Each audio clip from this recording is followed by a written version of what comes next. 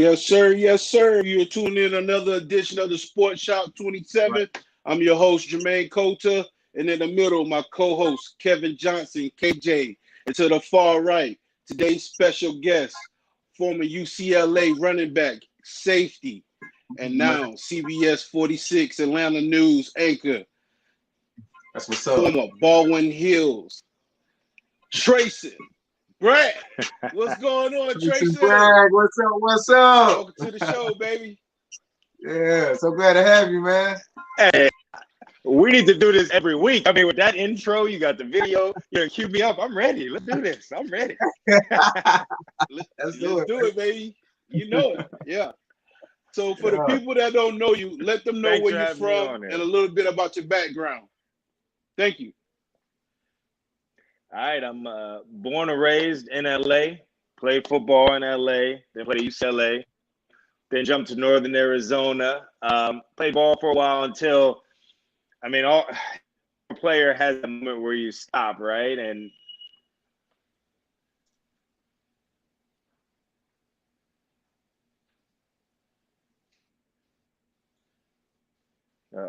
not hearing the audio too well. Wow. Okay.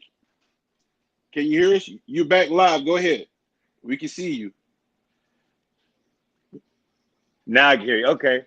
Yeah, so, grew up in LA, played ball in LA, played at UCLA, played at Northern Arizona, transferred, and then, just ball came to an end for me, which was hard. I mean, it hit me hard. Didn't know what I was going to do next. Was desperate. You mentioned Baldwin Hills. That's when I started acting. Acted for a few years, wrote for a few years. And the news just kind of found me and just jumped in it all the way in, like 10 toes down, jumped all the way in. Yeah. And I saw it as a way for me and goals. I worked hard, and here I am now, covering and reporting in Atlanta. Yeah. Okay. So was football your first love, or was it another sport?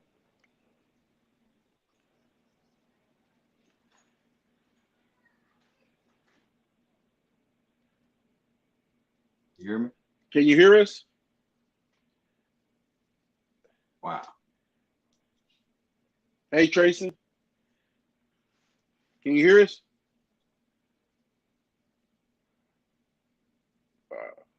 Hold on. All right.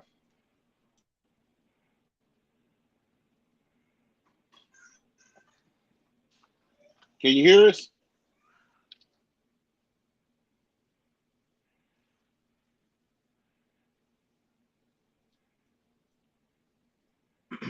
Bad connection, huh? I got him back. Can you hear us? Go ahead, KJ. I was asking. So was football your first love, or was it another sport? No, it was football, man. It was football all the way. Loved football, focused on football. I mean, being an athlete, you play a whole bunch of sports, but football was it for me, man. It's funny. I started off as a line, watching football. I was the most athletic at school at the time. And, I thought when I played, I was going to go and be a running back and be a star right away. Nah, it didn't work out like that. I was on the line. I was on the bench for my first year, then played line, started both ways. And then eventually moved to tight end, and then right before high school moved to running back, receiver. And that's when I got to the skill positions. But I loved it, man. I loved defense. I loved offense. I loved everything about football. I still do, man. Football still has a special place in my heart, man. It's nothing like football. It taught me everything. It taught me a lot of what I need to know to be able to get where I am. And I pass those lessons on to my son. Yeah, that's right. Okay. So growing up in LA, who was your favorite team? You had the Rams, the Raiders, the 49ers. Who was your team? Well, funny enough, we just got some electricity issues going on now. It's a loud storm in Atlanta. You can have the Rams. Yeah. Oh yeah, you didn't. But when I was in LA, we didn't have the Raiders or the Rams. I mean, we had the Chargers in San Diego, but funny enough, my favorite team was the Tampa Bay Bucks, man. Like the Warren Sapp, Mike Allstock, Ward Dunn, you had Keyshawn Johnson. That squad growing up, man. The red uniforms, man, all day, all day. Yeah, man. So you play some big high schools in LA, man. You had a lot of big rivals, a lot of big schools that won national titles.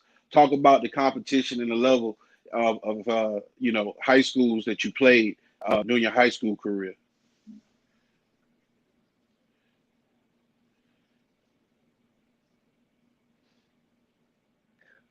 It's funny, man. California ball, just like Texas, just like Georgia, just like Florida, just like South and North Carolina, man.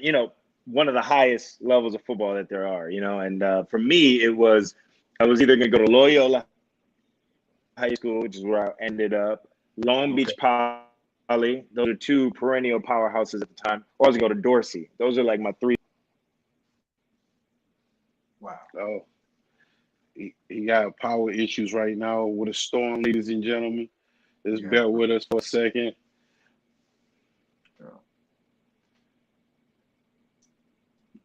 There he is. All right.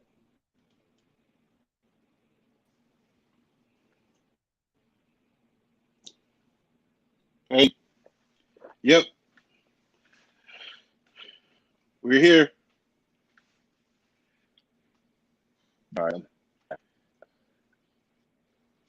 All right. So, yeah, man, I ended up, Loyola, Long Beach Poly, two powerhouses, Dorsey, which is a powerhouse in the city division. And it just so happened that I got into Loyola, which was the only private school out of the bunch. And my dad, he pushed me into going to Loyola. It wasn't where I wanted to go at the time, but it worked out. I ended up going there. We won a championship over Long Beach Poly because we were big time rivals.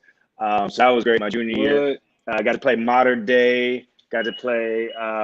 We played all the big schools back then. Loyola was in D1 back then. And so, top level of California football. I was guarding Deshaun Jackson, played against Mark Sanchez. So I was playing against the top players in the nation, Yeah. Yeah, man. Go ahead, KJ. Yeah, so did y'all win any playoffs or make it to win any state titles, anything like that? Oh, yeah, man. Playoffs was a must back then. So we didn't have state titles in California when I was playing. They brought it back now. But we won CIF Division I championship, which was the highest honor in the land back then. Okay. Deshaun Jackson, not to call him out, but he didn't get. I think he showed me in that championship. So, I just had to put that like a former athlete should. But yeah, we were in playoffs every year, and we did ship one year. We were always, in semis every year. Wow, that's cool. That's great. Wow.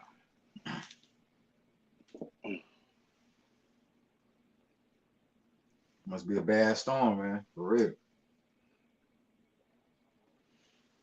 Yeah, here he is.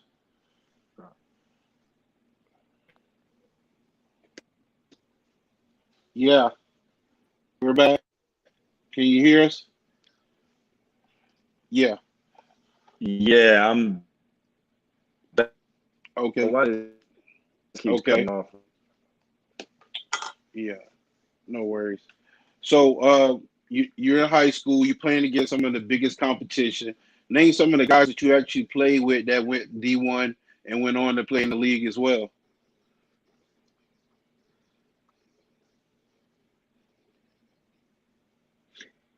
Oh man, that went D1. It was so many cats that went D1. Like you said, Deshaun Jackson, Mark Sanchez, Mercedes Lewis was a little bit older than me, but my freshman year, I ended up being on the squad and he was playing, I believe, right before he UCLA. And he won cats from all over the place.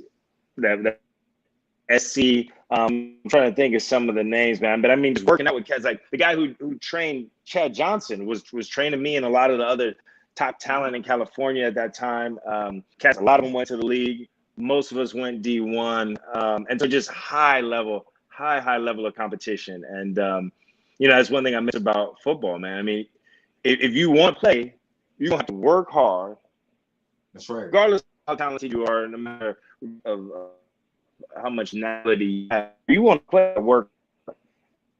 As competition, which is what it's about, right? There's the winners and there's different things lead to that. But what we can control is how hard we work. And one way for myself is I'm gonna work as hard as possible. If I lose in a game, all right, that's fine. But I put everything out there on the field. And if I lost, it's a lesson anyway. So really, there is no loser in a game. It's all about a win.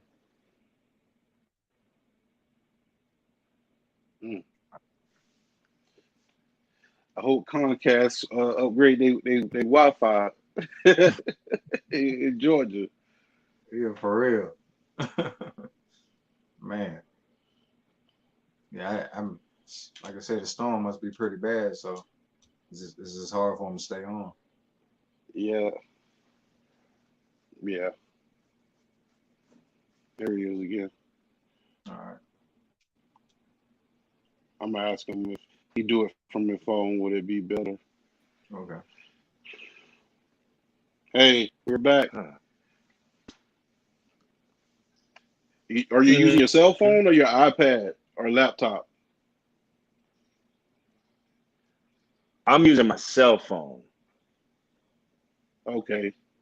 I thought you was on your laptop. But yeah, you were talking about everybody that went D1 in your league, and you were talking about the level of competition.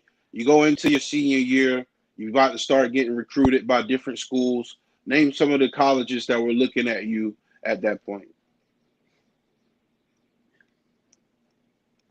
So, man, my journey to college was different. So, originally, it was all the Pac-12 schools, then Pac-10 schools, other than SC. SC was the only one that wasn't recruiting me at the time because that's when they had Reggie Bush and Lindell White and, that whole squad. So SC wasn't recruiting me. Alabama at the time, that was pre-Alabama, before they were what they are now, right? Remember that little low? Alabama, really, I was getting recruited by Ohio State. Michigan was looking at me pretty tough for a while.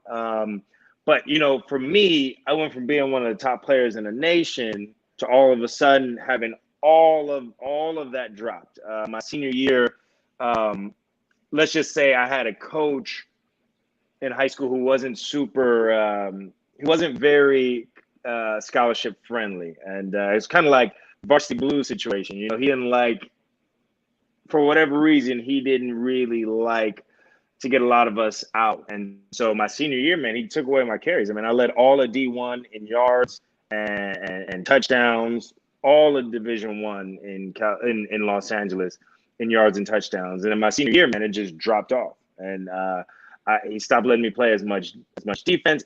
Once I started getting recruited. Funny enough, man, funny story. I remember the first letter I ever got was from Oregon. It was a big packet. You know how those big packets come out. And man, the first thing he gave it to me, and first thing he said was, "This doesn't mean anything. This doesn't mean a thing. All you got to do is just worry about what's." That hurt my recruiting a lot. Just kind of some of the things that some of the moves that he made hurt my recruiting, but it was fine. I ended up in UCLA, which I loved UCLA. But it came down to Cal and UCLA at the last minute, and I ended up going to UCLA, which I'm happy about. Loved UCLA, loved being home. But for an 18-year-old kid, man, you guys play ball to be at the top of the mountaintop, and then to see it all kind of fall in front of your eyes, man, it hurt. And funny story here, man, I remember, not to diss any school, but at the time, my dad, we're getting all these letters. My dad's like, "No, you're not going here. No, you're not going there. You're not even going to call them back. Don't even send them letters back. Don't even reach out to them." And when everything started dropping, it was like, "Hey, you guys remember me? Sorry, we gave your scholarship away. Sorry, we gave your scholarship away." So it hurt, but let me say, a great situation and taught me a lesson. Pride comes before the fall. So that taught me never think that you're above anybody else. Never think that you can't lose whatever you have, no matter how nice it is. It could be going like that. So don't ever, get cocky. Confidence, yes, but cocky, no, because boy, I learned that lesson. It was a tough lesson too. I can't even lie. There you go, man. Well, good job, Pops, man. Keep them grounded. Go ahead, KJ. Yeah. So before you made your decision to go to UCLA, did you take any visits?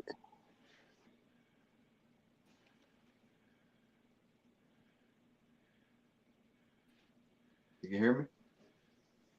Yeah. So I mean, and then really,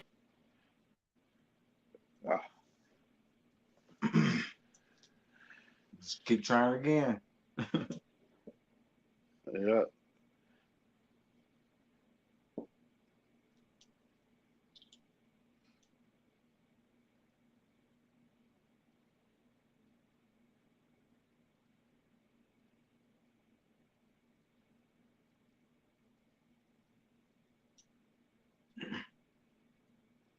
Let's see what's going on. Okay. There he is. All right, we're back. So he was asking about the visits. I'm Any back. visits before you chose? Yeah. I'm thinking the storm.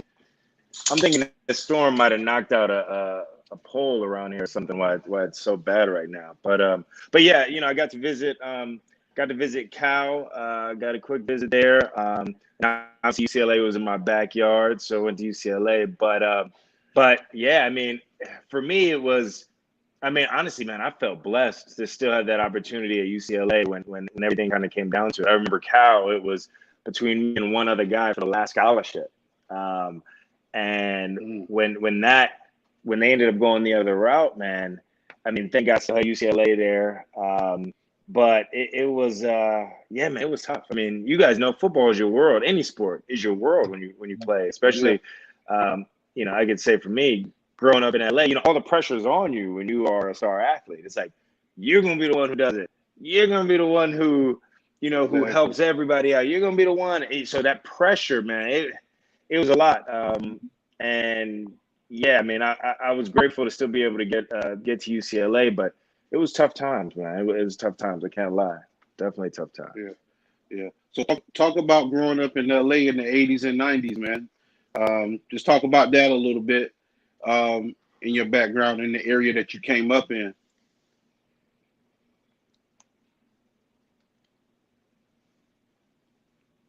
Yeah, man. Can you hear me? Growing up in LA, I mean, I can hear you. Yeah, I can hear you now.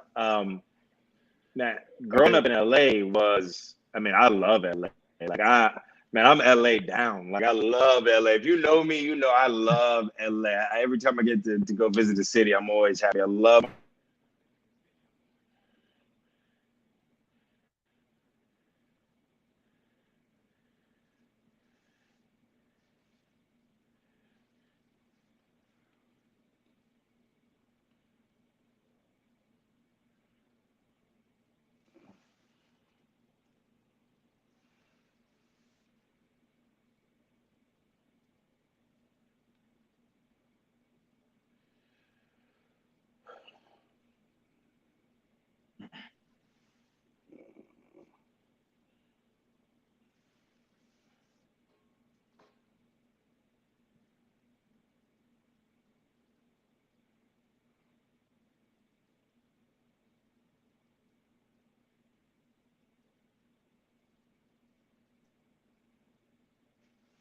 There he is.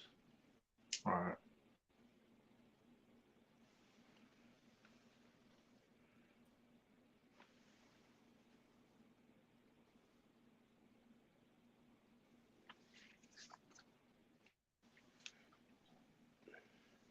Bragg, can you hear us? All right, I'm back. One of these is gonna start working. I switch back to All right. the other Wi-Fi house. All right.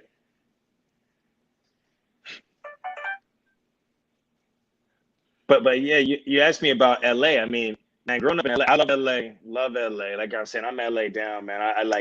every time I get to go back to the city, you know, it's home. I love LA. I loved everything about growing up in LA. I love LA.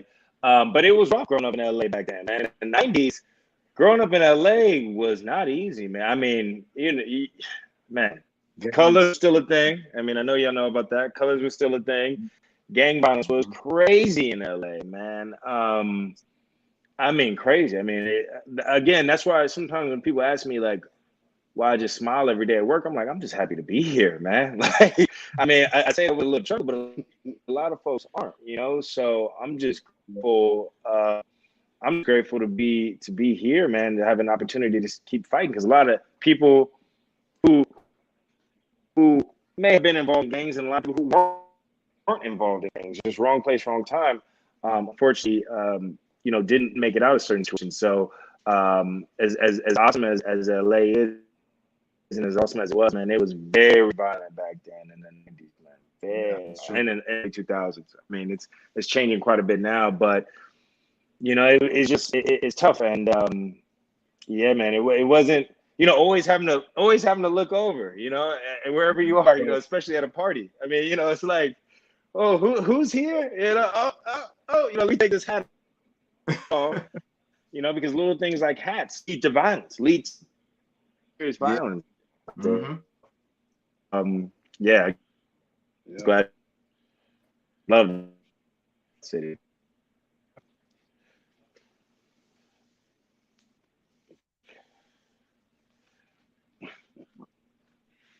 It's almost like every question you ready to ask him, it goes out. Goes out, man. At least he's still hanging in there with us. Yeah, he coming back in the ring. He ain't falling down without a fight. Here he come. He back up again. Come on, man. Shoot. That's what I'm talking about. Keep yes, going, sir.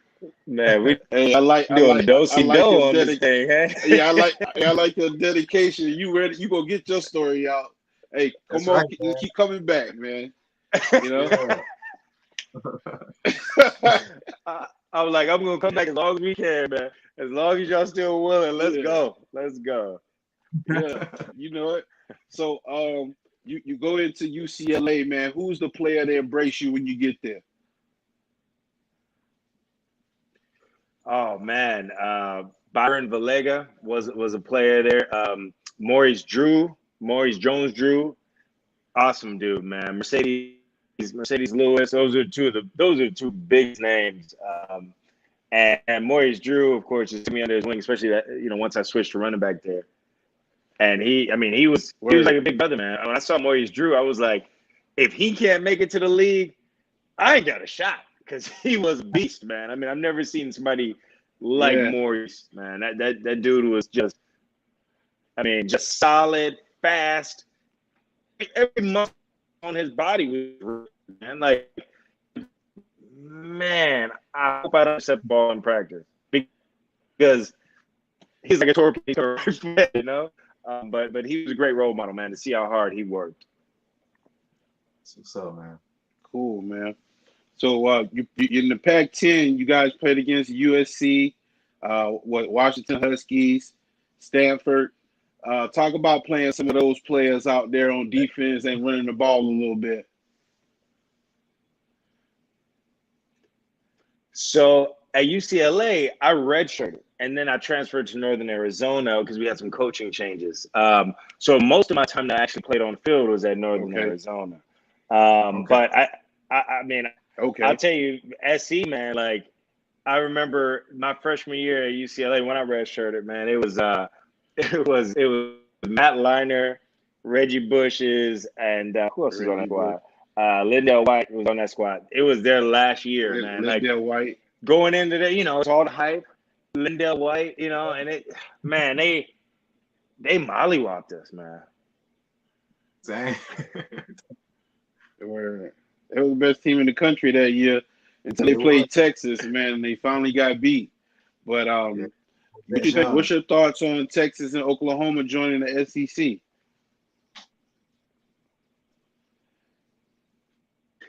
You know, I'm glad you bring that up, man. I mean, I think it's going to be great for the SEC. I think it's great, two squads, but I think it also changes everything. because And he's out again. I'm gonna play a clip next time we come back. For real. We live, baby. Mm-hmm. He's They got coming good back. story. He do got a good story. I wish it wasn't storming today in Atlanta. Yeah, I know it. We'll have him on again sometime. Exactly. Yeah. Yep. We're back. We're here, bro. yeah, We're here.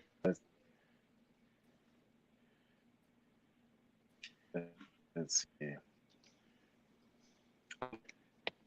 But you know, I just think I like it as a football fan. I love it. But that just is going to change college football. I mean, from here on out, I think that's the start of all of a sudden seeing now the Pac-12 turn into the Pac-16, and we're going to see. I think the Big Ten turn into the Big 14 because I mean, there's no way the other conferences can't answer that. Like that's a huge, huge move for right now, the number one conference in college football. So it's definitely going to change the landscape. But honestly, I like it. As a football fan, I like it. I mean, how can you not like it? What's up, man? What do you guys think about it? Man. I think it's gonna be good because they're gonna probably like separate the divisions now. It'll probably be like East, North, West, and South. Yeah. And they'll probably like switch up the arrangements a little bit. So they're gonna mix it up a little bit. I think that give a chance for more exposure, for competition, and more money for obviously for the schools, and also it's a better look for the conference. As a whole, and just building up the conference a little bit tougher, a little bit better, even out the competition. So I think it's a good move. So you leave UCLA, you go to Northern Arizona. Talk about your experience there a little bit more.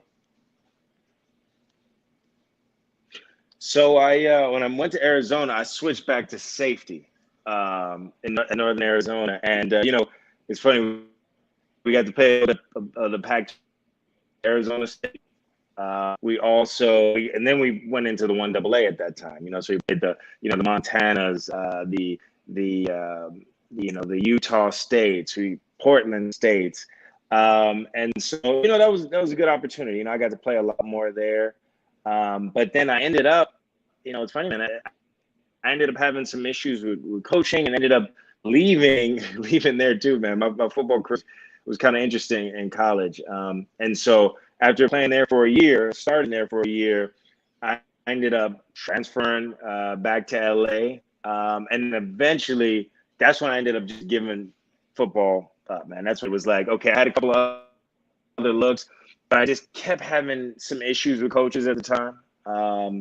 And at the time I didn't understand it, but again, frustrated, right? Obviously as an athlete, I wanted to play. I wanted to continue to play, but I just come to the point where it was like, it's football still. I just felt like whatever that hire was telling me, pushing me and leading me into another direction. But I'm not gonna lie, man, I go for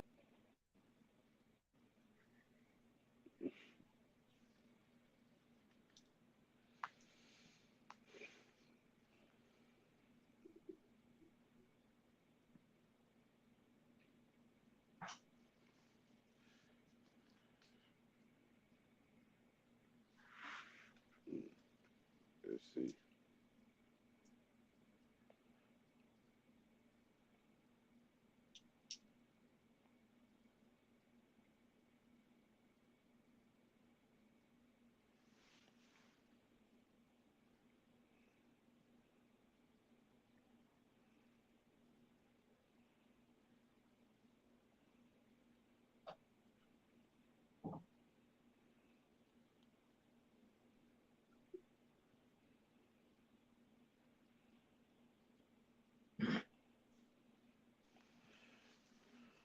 So it's about to come back in. About to wrap it up a little bit. All right, that's cool. You still gonna play the highlight? Yeah. All right.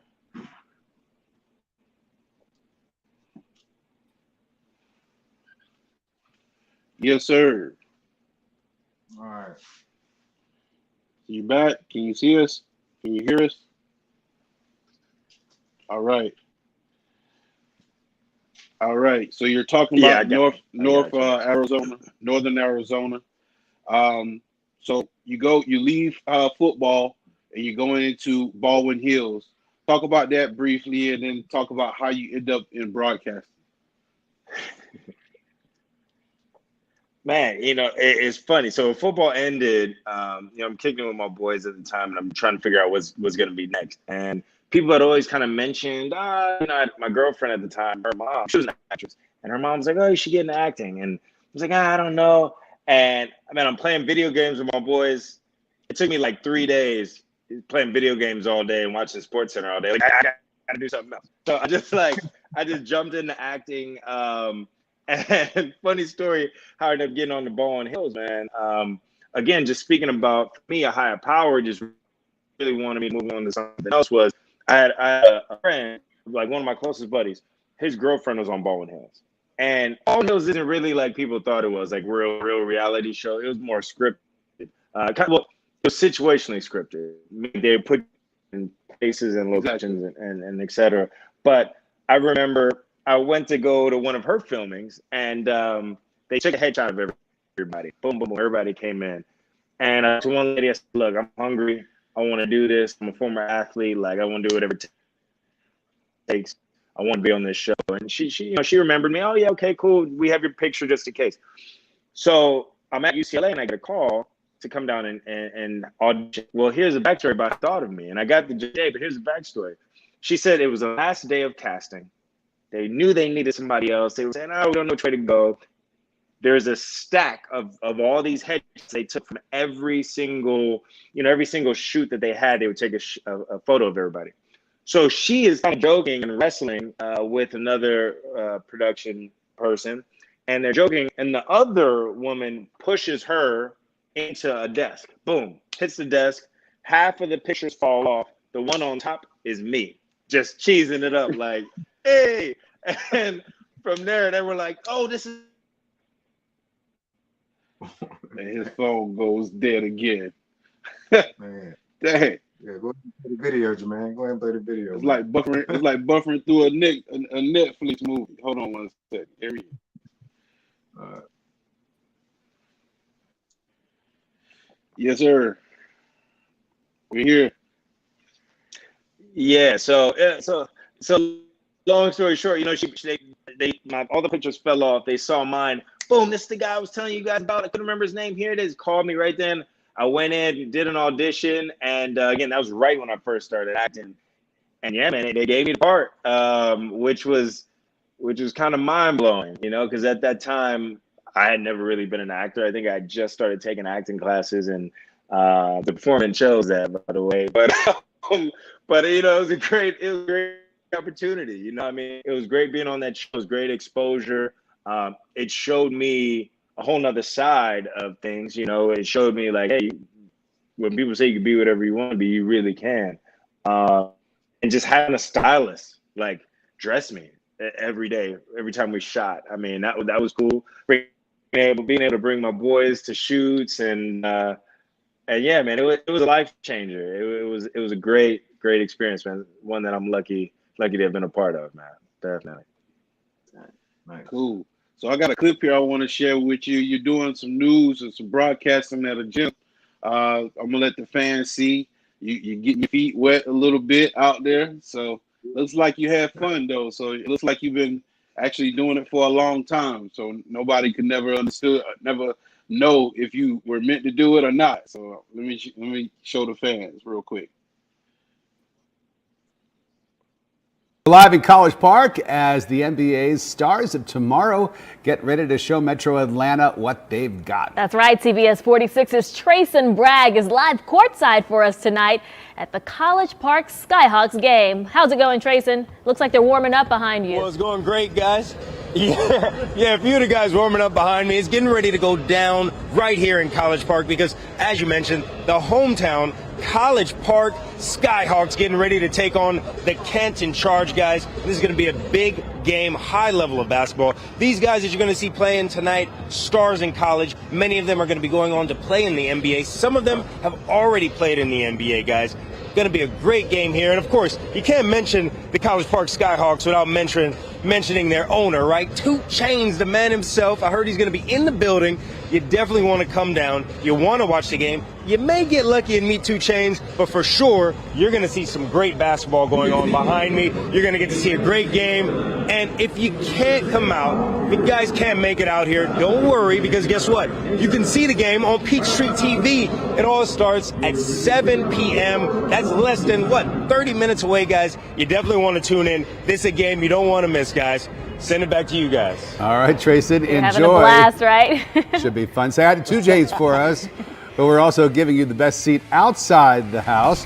You can watch tonight's Skyhawks game live on Peachtree TV starting at 7 o'clock. The only place to watch the College Park Skyhawks. What's up, man? Yeah, man. I didn't even know 2 Chainz had a basketball team. Yeah, the College Park Skyhawks. Can you hear us, Trason?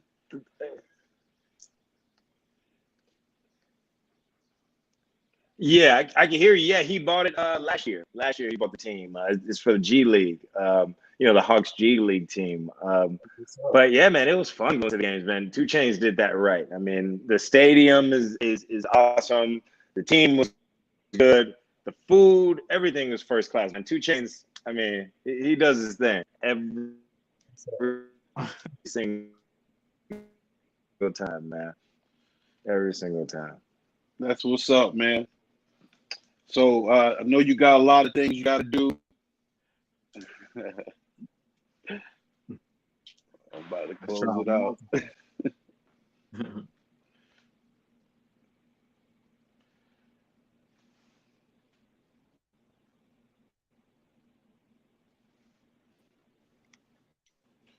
Yeah, Trason, can you hear?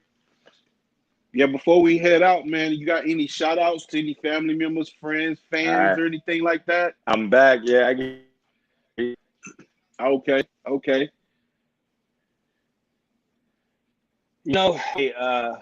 What I would say is just like this video, right?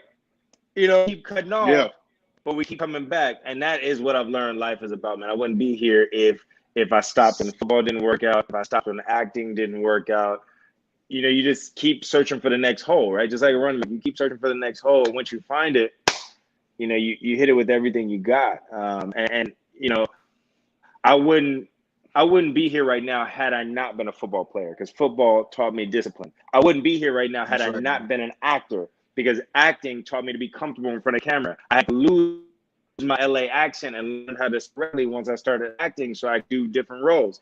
So all that, back to what I was saying earlier, even though all that looked like I lost, it looked like a failure, it wasn't. It was all preparing me for right here, right now. And if it doesn't look like what you think it's gonna look like, that's fine. Just keep going. It's all for a reason. Don't give up. It doesn't matter what the odds are. You can do whatever you want to do, and don't be afraid to do something different regardless of people. Just work hard and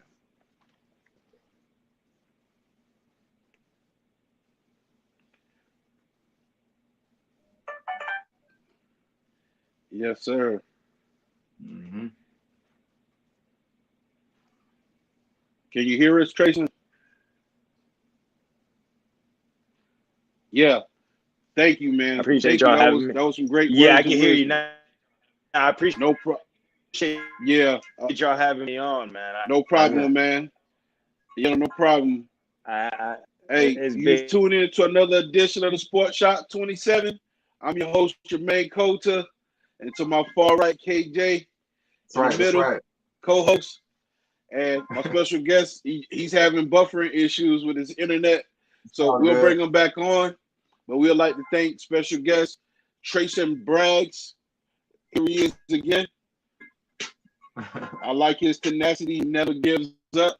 Never give up, baby. And we appreciate you, Trason. for the tenacity and never giving up and coming in and finishing strong, baby.